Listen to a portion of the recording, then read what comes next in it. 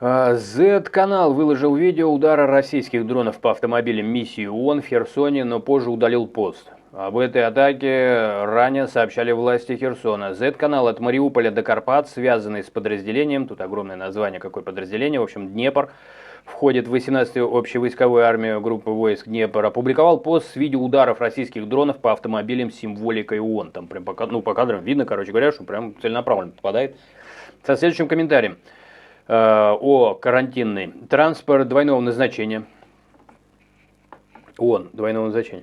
На одном из участков красной зоны наши операторы БПЛА из состава БПС 18 УА ГВ Днепр засекли бронированный автомобиль с символикой ООН. Никаких официальных согласований, уведомлений или коридоров безопасности от этой гуманитарной миссии не поступало. В зоне активных боевых действий такой транспорт, такой, считай, автоматически становится целью. А дети, вот если бы ребенок шел, это становится целью? Мне просто вот любопытно. А если бы такой транспорт вывозил, например, несовершеннолетних из опасной зоны? Тут я вот немножко путаюсь, честно говоря. Я просто не знаю, кто знает, пиши. То есть вот просто захотел и встало что-то, да? То есть я посмотрел на вот того, кто писал этот пост из Z-канала, допустим, ну, человек, который вот любит однополые отношения, то есть он ему понравился, сорвал с него штаны и воспользовался, что ли? Ну, просто потому, что раз ты в зоне его взгляда, значит, ты его, значит, подружка. Я просто логику пытаюсь понять.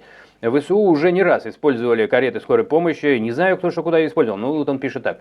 Еще раз, доказывайте, он может быть использовал, кто-то использовал, причем если просто не он-то здесь причем.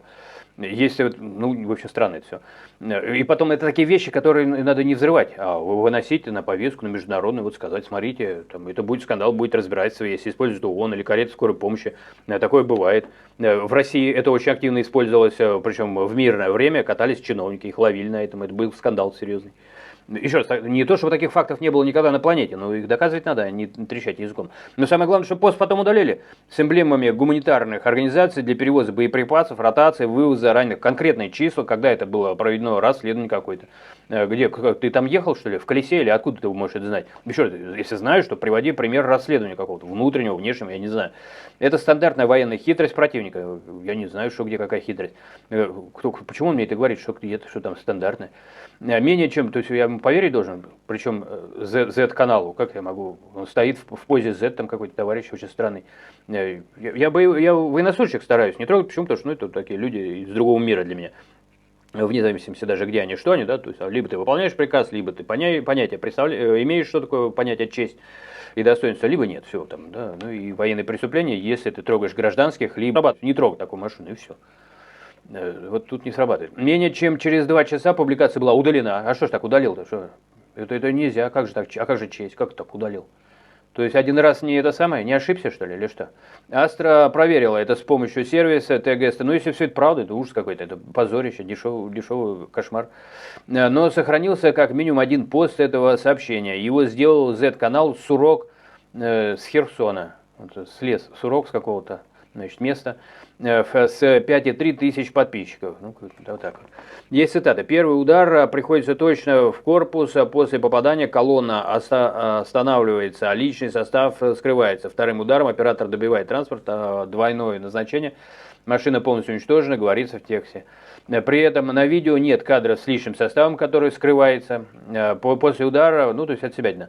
Подвижка, еще раз надо доказывать, был бы состав, да, то есть не про, значит, понимают, что нужно доказывать такие свои бредни. А доказать нечего, я так понимаю, да, или нет, и, может быть, где видео. После удара по движущемуся автомобилю с символикой ООН почти сразу кадр переключается на атаку в другой локации. Дрон бьет по автомобилю гуманитарной миссии, который припаркован у здания, и в котором, судя по всему, нет людей. В конце, ну, демонстративно, значит, делается. В конце видео появляется надпись «To be continued». Продолжение следует. 14 мая глава Херсонской Александр Прокудин сообщил, что вооруженные силы Российской Федерации атаковали с помощью БПЛА автомобиль управления ООН. Вы знаете, честно говоря, даже не хочу это комментировать. Больше того, есть это дополняет за инсайдер тем, что вообще вот это все делалось под музыку беременских музыкантов, Z-канал опубликовал.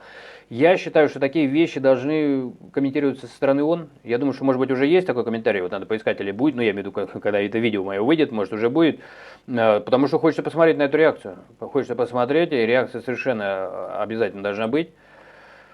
Потому что явно действие демонстративно еще, если они подтвердятся. Вот он как раз, если они что-то с своей стороны выскажутся, значит, это уже имеет такое полноценное подтверждение, потому что надо не забывать, что любые из сторон в данном случае, в данном конфликте, они стороны заинтересованы. Могут быть и фейки, и обманы и так далее. Не зря есть такое выражение еще с 5 века, если не путаю, по-моему, как раз тоже из искусства войны Сунцзы. Это то, что война – это искусство обмана. Так что надо поосторожнее с этими информациями, а вот он хотелось бы послушать. Ну и все, собственно говоря. Особенно прибавить нечего. Берегите себя, будьте осторожны. Процветания вам и вашим близким. Обращаюсь, конечно же, к мирному и любящему мир населению.